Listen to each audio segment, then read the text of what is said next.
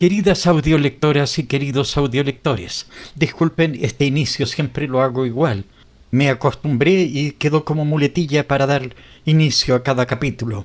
Retomamos el camino en esta travesía por la guerra de los judíos, ahora entrando al segundo libro de esta obra monumental escrita por Flavio Josefo.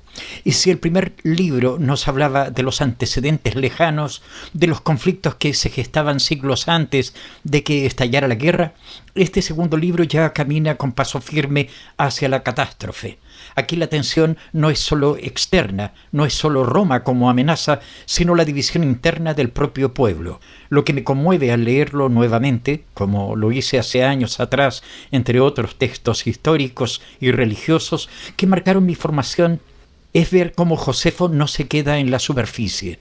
Él va deshilando las pequeñas causas, los errores políticos, las ambiciones personales, las sectas que ya no dialogan, los enfrentamientos entre fariseos, saduceos, esenios, celotes. Como si nos dijera que la guerra no empieza con una espada, sino con el olvido de lo común. A lo largo de este libro, la política y la fe, la lealtad y la traición, la esperanza y la desesperación se cruzan sin piedad. Acompáñenme en este análisis por capítulos donde, más que historia, lo que encontramos es una advertencia que aún resuena. ¿Hasta qué punto puede sobrevivir un pueblo dividido? Comencemos con el capítulo 1. En este primer capítulo funciona como una introducción teológica y social. Josefo detalla las tres principales corrientes religiosas del pueblo judío: los fariseos, los saduceos y los esenios. No lo hace como un espectador externo, sino como alguien que ha vivido esas divisiones y ha sentido sus consecuencias. Los fariseos, que defienden la tradición oral y la interpretación flexible de la ley, aparecen como los más populares. Los saduceos, más aristocráticos, se aferran a una lectura literal de la Torá, y los esenios, por su parte, viven al margen, austeros, con reglas estrictas y una vida casi monástica. Josefo no oculta su simpatía por los fariseos, pero no deja de describir con detalle las virtudes y defectos de cada grupo.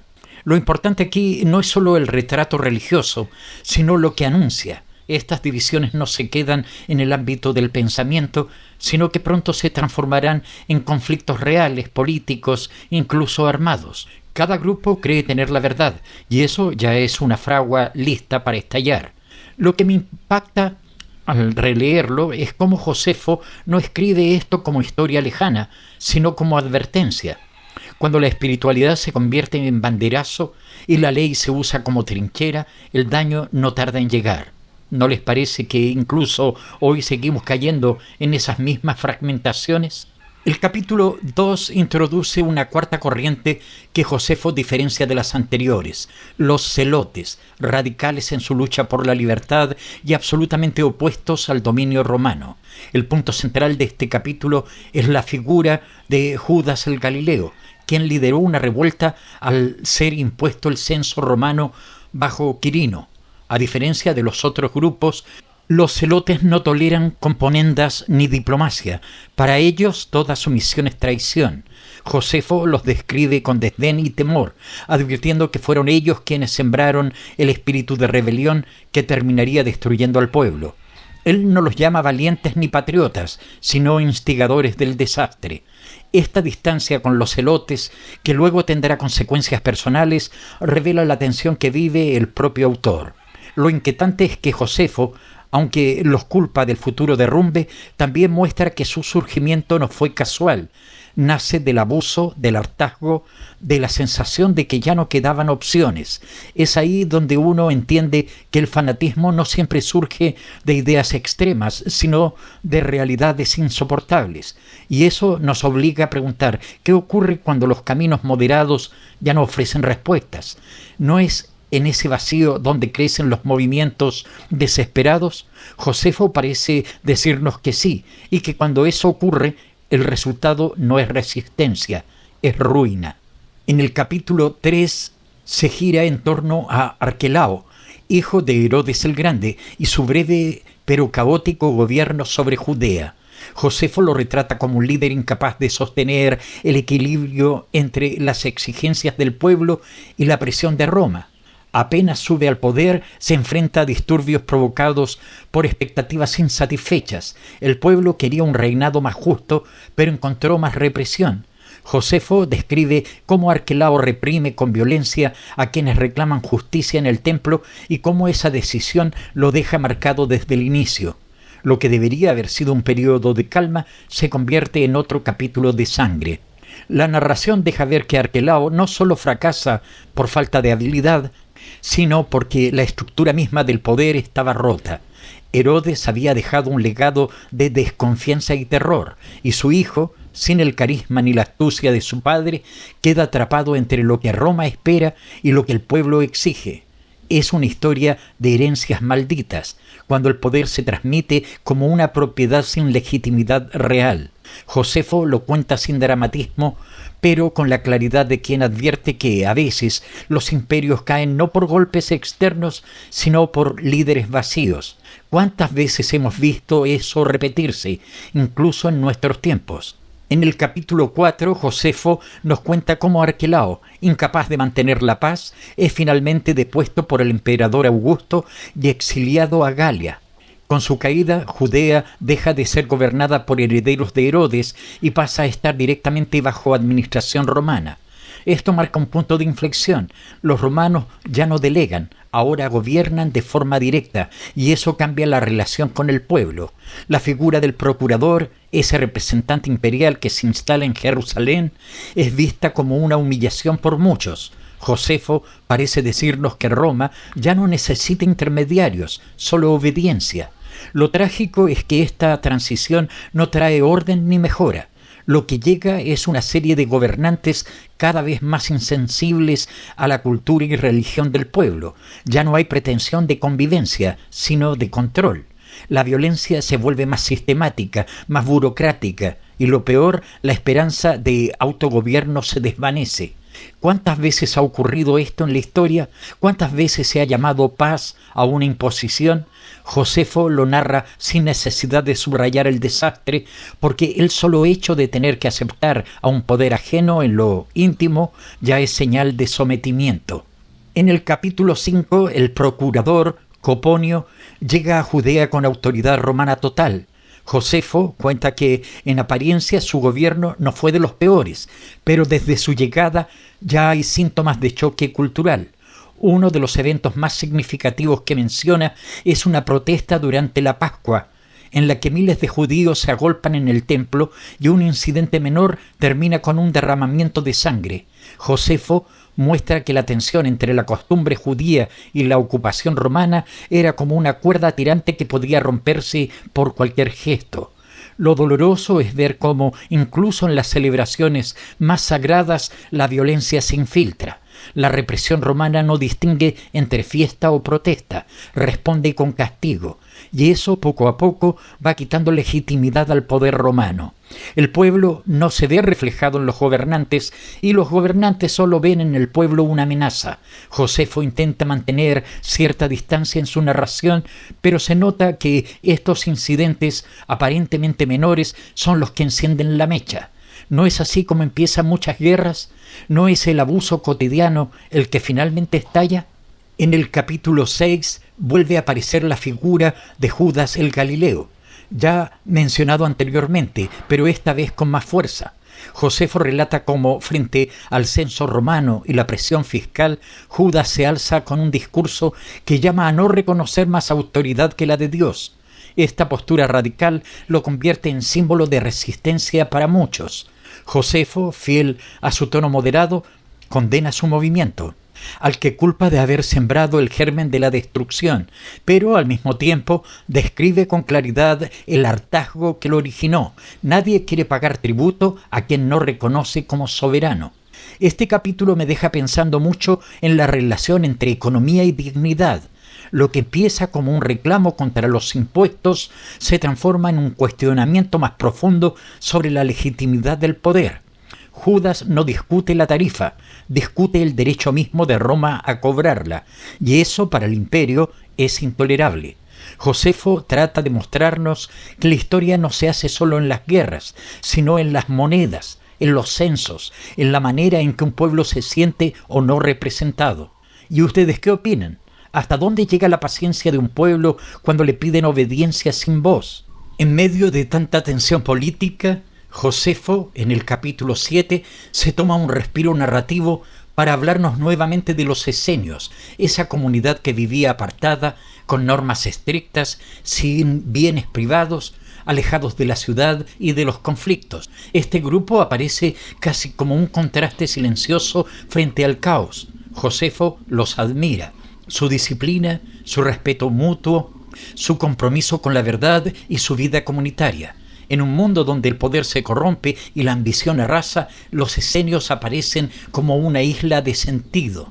Pero también hay una pregunta implícita: ¿es posible vivir al margen del mundo cuando el mundo se desmorona? Los esenios rechazan la política, pero no pueden evitar ser arrastrados por las consecuencias del conflicto. Josefo no lo dice con dureza, pero queda claro que el aislamiento tampoco es una solución permanente. ¿Puede una comunidad cerrarse al dolor del resto? ¿Hasta cuándo puede protegerse la pureza en medio del derrumbe general? Finalmente, en el capítulo 8 llegamos a Poncio Pilato, el procurador romano más conocido por la historia cristiana, pero que aquí aparece como un símbolo de arrogancia e irrespeto. Josefo relata cómo Pilato intenta imponer estandartes con imágenes del emperador dentro de Jerusalén, violando las leyes religiosas judías. El pueblo reacciona, protesta sin violencia y tras varios días de presión, Pilato cede. Pero ese gesto no borra la ofensa. Josefo lo presenta como un gobernante que gobierna por fuerza, no por comprensión. El símbolo aquí es potente. Cuando un imperio no entiende lo que representa lo sagrado para los pueblos que domina, comienza a destruirlo sin saberlo. Este episodio me deja una imagen muy clara: la dignidad del pueblo judío postrada ante un poder que ni siquiera se detiene a escuchar. Josefo lo narra con una mezcla de reproche y tristeza. Pilato no es el peor en términos de crueldad, pero sí de insensibilidad, y eso basta para quebrar lo que aún quedaba de diálogo. ¿Cuántas veces un símbolo pisoteado vale más que 1000 leyes violadas? ¿Cuánto daño se hace cuando lo sagrado de un pueblo es convertido en adorno imperial? Josefo relata en el capítulo 9 otro episodio de tensión creciente entre el pueblo judío y el gobierno romano. Pilato decide construir un acueducto, aparentemente una obra útil, pero lo financia con el tesoro del templo. Esto genera una protesta masiva porque no es solo un asunto económico, sino una profanación. El dinero sagrado no debía tocarse para fines civiles. La reacción del pueblo es inmediata y la respuesta de Pilato brutal. Manda a soldados disfrazados de civiles a mezclarse entre la multitud, armados con garrotes, y da la orden de atacar. Josefo describe el derramamiento de sangre con indignación contenida. Lo que este capítulo nos muestra es cómo los símbolos pueden más que los discursos. Pilato no entiende o no le importa que tomarlo del templo no es un gesto administrativo, sino una declaración de poder sobre lo más íntimo del pueblo. Y cuando el poder no dialoga, impone. Este evento es otro clavo en el ataúd de la confianza entre Roma y los judíos. El pueblo ya no espera justicia, solo intenta sobrevivir a la humillación. ¿Hasta qué punto se puede vivir bajo un poder que no respeta nada sagrado? ¿No empieza ahí el verdadero colapso? El capítulo 10 cambia el foco y nos traslada a Samaria. Josefo relata cómo un grupo de samaritanos, aprovechando el caos, comete actos violentos y sacrílegos en el monte Gerizim. Aunque los samaritanos y los judíos compartían orígenes, la rivalidad era antigua. Josefo utiliza este evento para mostrar que, incluso fuera del dominio romano, la región estaba plagada de conflictos internos. El crimen no viene siempre de fuera. A veces las tensiones entre comunidades vecinas pueden ser igual de destructivas. Lo que me impacta es que Josefo no se limita a condenar el hecho, sino que lo encuadra dentro del deterioro moral generalizado. No hay respeto ni por los espacios sagrados ni por la vida ajena. Todo se vuelve venganza o ambición. Es un capítulo donde se ve claro que la guerra no se gesta solo entre Roma y Judea, sino entre vecinos, entre identidades rotas. ¿Y no es eso lo más trágico? Ver cómo incluso los que comparten raíces se destruyen por no saber convivir. Josefo, en el capítulo 11, hace aquí un repaso rápido pero revelador de los procuradores que suceden a Pilato. Cada uno con distintas tácticas repite el patrón. Desprecian la religión judía, explotan económicamente al pueblo y usan el poder como un privilegio personal. Josefo parece agotado al describir este desfile de gobernantes corruptos. No hay redención, solo degradación. Algunos imponen impuestos absurdos, otros saquean directamente. La administración romana se convierte en un símbolo de impunidad. Lo que más llama la atención es el tono cada vez más sombrío del relato. Josefo ya no intenta justificar ni comprender, solo enumera como quien ya no espera nada. El sistema está roto, la autoridad ya no tiene ningún vínculo con la comunidad y eso convierte cada ley en una amenaza. ¿Cómo puede sostenerse un gobierno sin legitimidad ni justicia? ¿Hasta dónde se puede tensar la cuerda antes de que se rompa? Vamos al capítulo 12. En medio del deterioro general aparece una figura distinta, el rey Agripa I, nieto de Herodes, pero educado en Roma y cercano al emperador. Josefo lo presenta como un gobernante que, al menos por un tiempo, intenta reconciliar al pueblo con el poder. Respeta las leyes judías, reconstruye parte de Jerusalén y se gana la simpatía popular. Este capítulo parece un respiro en medio del derrumbe, una posibilidad de que las cosas pudieran haber sido distintas. Pero la esperanza es breve. Aunque Agripa gobierna con sensibilidad, su muerte prematura deja un vacío inmediato, y Roma vuelve a imponer a sus procuradores. Josefo muestra que un solo hombre, por justo que sea, no puede revertir una estructura podrida. La semilla del conflicto ya está sembrada, y ni la buena voluntad de Agripa podía extirparla. ¿Qué tan frágil es la justicia cuando depende de una sola persona? ¿No debería estar arraigada en todo el sistema para que sobreviva? El capítulo 13 se centra en Cumanus, otro de los procuradores romanos, cuya administración está marcada por la brutalidad y la corrupción. Josefo narra un episodio especialmente ofensivo. Durante una fiesta religiosa en Jerusalén, un soldado romano insulta la ley judía mostrando sus partes íntimas a la multitud desde una torre del templo. La reacción popular es inmediata. Hay disturbios, violencia y muerte. Josefo no necesita exagerar. El gesto habla por sí solo. Es un símbolo de desprecio y lo que provoca es un estallido colectivo de indignación. Cumanus responde con represión en lugar de disculpas y eso enciende aún más los ánimos. Josefo muestra que ya no se trata de gobernar, sino de someter. Cada gesto de Roma se vive como una agresión.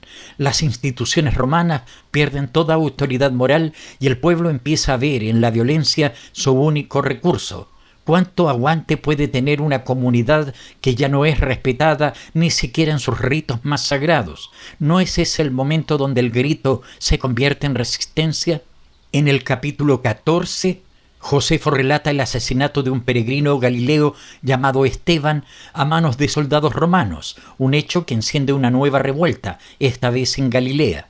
El nombre, que luego resonará en el cristianismo primitivo, aquí representa la gota que colma el vaso.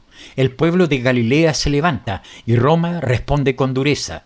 La revuelta no está organizada, pero revela algo profundo. La fractura ya es total. El respeto ha sido reemplazado por miedo y el miedo por odio. Lo que se percibe en este capítulo es que la violencia se ha descentralizado. Ya no se trata solo de Jerusalén o del templo. Todo el país es un campo de tensión.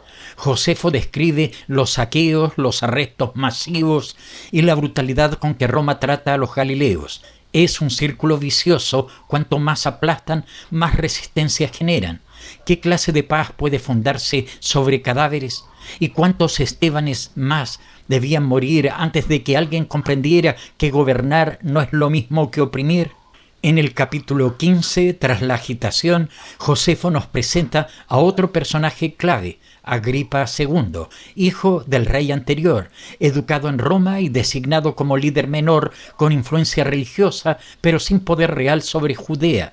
Josefo lo pinta como un hombre instruido, conciliador, pero limitado por su posición. Intenta calmar al pueblo, refrenar a los revoltosos y hablar con los procuradores romanos, pero su autoridad es difusa. Ni los romanos lo escuchan del todo, ni el pueblo lo ve como uno de los suyos. Este capítulo deja una sensación amarga. Agripa II es uno de esos personajes que llegan tarde, con buenas intenciones, pero sin fuerza. Josefo, que parece admirarlo, también lo muestra como símbolo de una era que ya no puede detener el derrumbe. El diálogo está roto, y aunque alguien aún quiera construir puentes, ya no hay orillas que unir. ¿Qué se hace cuando las palabras ya no alcanzan? ¿Puede un líder mediar entre dos mundos que ya se han dado la espalda? En el capítulo 16 empieza lo que ya era inevitable, los primeros choques armados entre los judíos y las fuerzas romanas. Josefo relata cómo un grupo de celotes se apodera de la fortaleza de Masada, mientras en Jerusalén las tensiones suben, las facciones se arman, los discursos se radicalizan y los moderados pierden espacio. Lo que antes eran disturbios, ahora son asaltos organizados. Roma comienza a responder con más fuerza, pero la revuelta ya está desatada. Josefo lo describe como quien mira la tormenta alzarse, sabiendo que será devastadora. Este capítulo cierra una etapa. Ya no estamos en el terreno de las tensiones políticas o los desacuerdos religiosos. Ahora es guerra, una guerra que Josefo vivió y que en esta obra intenta narrar con una mezcla de dolor, análisis y memoria. Lo que comienza en estas páginas ya no se detendrá hasta la caída de Jerusalén. ¿Y quién puede decir que no fue anunciado? No había señales en cada desprecio, en cada injusticia, en cada gesto sin respeto. La historia aquí no solo se cuenta, se lamenta. En el capítulo 17 se marca uno de los actos simbólicamente más potentes de toda la obra. El pueblo insurrecto incendia el archivo público de Jerusalén, donde se guardaban los registros de deuda. Josefo lo relata con cierta amargura porque aunque el acto puede parecer una victoria contra el poder económico y la opresión, también significa la destrucción del orden legal. Los documentos que organizaban la propiedad, las genealogías, las obligaciones desaparecen en el fuego. Lo que sigue es el caos. Josefo ve en este incendio algo más que una acción revolucionaria. Es un acto de desesperación que borra el pasado sin ofrecer futuro. Se trata de una rebelión desorganizada, sin plan, nacida de la rabia, pero no del proyecto. A partir de aquí ya no hay vuelta atrás. Cada institución se desmorona y cada acto parece responder a una lógica de revancha. ¿Qué sucede cuando un pueblo pierde sus referentes legales y morales al mismo tiempo? ¿Puede una causa sostenerse si destruye también los puentes hacia sí misma? En el capítulo 18, Josefo nos lleva a Cesarea, una ciudad con población mixta, judíos y griegos. Allí estalla un conflicto que comienza con disputas por espacios sagrados y termina en masacres. Los griegos, con el respaldo tácito de las autoridades romanas, atacan a los judíos y asesinan a muchos de ellos. Las noticias de estos crímenes llegan a Jerusalén y encienden aún más la revuelta. La violencia ya no es vertical, Roma, pueblo, sino también horizontal, entre comunidades. Josefo describe el odio entre vecinos como una enfermedad que ya no se puede detener. Lo más doloroso es que muchos de los asesinados eran personas comunes, alejadas de la política, atrapadas por el odio colectivo. Josefo, con voz casi resignada, muestra cómo la violencia se propaga sin distinción. Nadie está a salvo, ni el sabio, ni el humilde, ni el piadoso. La convivencia ya es un recuerdo. ¿Cuánto puede resistir una sociedad cuando el enemigo ya no está en los ejércitos, sino en la casa del lado? En el capítulo 19 se narra el momento decisivo en que los rebeldes, liderados por los celotes y otras facciones, toman control completo de Jerusalén. Josefo, que ya había anticipado las tensiones, describe cómo los moderados son expulsados, silenciados o asesinados. La ciudad, que debía ser centro de unidad y espiritualidad, se transforma en sede de guerra interna. Los rebeldes se apoderan del templo y expulsan a los sacerdotes legítimos. El símbolo sagrado se convierte en cuartel. Este relato duele porque muestra cómo, incluso luchando por una causa justa, se puede perder el alma del movimiento. Josefo no niega los abusos romanos, pero insiste tomar el templo como bastión militar. Es romper el pacto con lo sagrado. La causa se desfigura. ¿Qué se defiende cuando se violan los mismos principios que supuestamente se quieren proteger? ¿Puede una rebelión sobrevivir si sacrifica todo lo que la hacía legítima? En el capítulo 20, la respuesta de Roma no tarda en llegar. Cestio Galo, legado de Siria, organiza una expedición con miles de soldados para sofocar la revuelta. Josefo describe con detalle la preparación, el avance del ejército romano y la toma de varias ciudades camino a Jerusalén. Todo parece indicar que Roma aplastará la rebelión rápidamente, pero sorprendentemente el ejército de Cestio fracasa en su intento de tomar la ciudad y termina retirándose, sufriendo grandes pérdidas. Es una de las pocas victorias de los judíos y Josefo la describe con un tono ambiguo. Por un lado, reconoce el valor y la resistencia de los combatientes. Por otro, advierte que esa victoria provocó una ilusión peligrosa. El pueblo creyó que podía vencer a Roma en una guerra total. Josefo parece gritar desde la página: fue un triunfo que en realidad selló la ruina, porque hizo que la revuelta se radicalizara aún más. ¿No es así como ocurren tantas tragedias? Un pequeño éxito que despierta una esperanza desmedida y empuja a saltar al abismo sin mirar atrás. En el capítulo 21, Josefo relata cómo, tras retirarse de Jerusalén, el ejército de Cestio Galo es alcanzado por los rebeldes en el paso de Bet-Jorón y aniquilado casi por completo. La victoria es aplastante, inesperada y levanta un fervor impresionante en el pueblo judío. Muchos creen que es una señal divina. Josefo, sin embargo, no se deja llevar por el entusiasmo. Él sabe que este triunfo solo reforzará la decisión de Roma de vengarse con más fuerza. Aquí vemos cómo una victoria mal leída puede convertirse en el prólogo de una destrucción mayor. La escena es tan poderosa como inquietante. Los romanos, símbolo de invencibilidad, huyen desordenadamente y los judíos los derrotan en terreno propio. Pero Josefo no celebra, más bien advierte que Roma no acepta humillaciones. Esa sangre derramada no quedará sin respuesta. ¿Cuántas veces el triunfo puede volverse trampa? ¿Y cuán delgada es la línea entre la euforia y la condena? El capítulo 22 muestra cómo la victoria sobre Cestio despierta un fervor inusitado en toda Judea. Jóvenes y adultos se alistan para la guerra. Se fabrican armas, se organizan milicias, se hacen planes para defender cada aldea. Josefo observa con una mezcla de orgullo y miedo. Por un lado ve el valor, por otro la falta de previsión. La guerra total ya no es un rumor, sino una decisión colectiva, pero no hay estrategia clara ni unidad de mando. Es como si el pueblo entero hubiera sido empujado por la emoción, no por la razón. Josefo intenta hacernos ver que el ardor de la victoria puede ser más peligroso que la derrota, porque da la ilusión de control cuando en realidad se está entrando en un torbellino sin salida. ¿No pasa eso a veces en la vida? Cuando creemos que estamos ganando, en realidad ya hemos perdido lo esencial. El capítulo 3 nos lleva a la revuelta extendida. Cada ciudad comienza a establecer sus propias defensas. Se crean consejos militares y gobiernos autónomos. Josefo mismo es designado como comandante en Galilea, lo que marcará profundamente su historia personal. Lo que parece una organización eficaz pronto se convierte en desorden.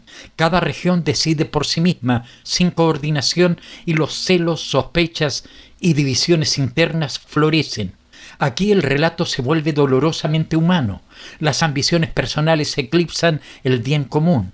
Muchos buscan el mando no para proteger, sino para dominar. Josefo narra estos hechos con claridad, sin ocultar su frustración. El enemigo aún no ha regresado y ya se están desangrando entre ellos. ¿Puede un pueblo resistir cuando en vez de unirse se fragmenta aún más? El libro cierra con el capítulo 24, con un giro sombrío. Josefo cuenta que tras la derrota de Cestio, Roma ha decidido enviar a uno de sus generales más temibles, Vespasiano. El imperio ya no ve la revuelta como un incidente, sino como una amenaza total que debe ser aplastada sin piedad. Se organiza una campaña masiva. El poder imperial se pone en marcha y lo que viene será devastador. Josefo lo sabe y lo deja flotando en el aire como un presagio. Este ya no es el relato de una rebelión, es el anuncio de una catástrofe. El cierre del segundo libro es casi un silencio contenido. El relato se detiene justo cuando todo está por estallar. Y uno no puede evitar preguntarse, ¿era evitable? ¿Hubo un momento donde las cosas pudieron tomar otro rumbo? Quizás, pero ahora ya no hay marcha atrás. El imperio viene, y con él el fin de un mundo.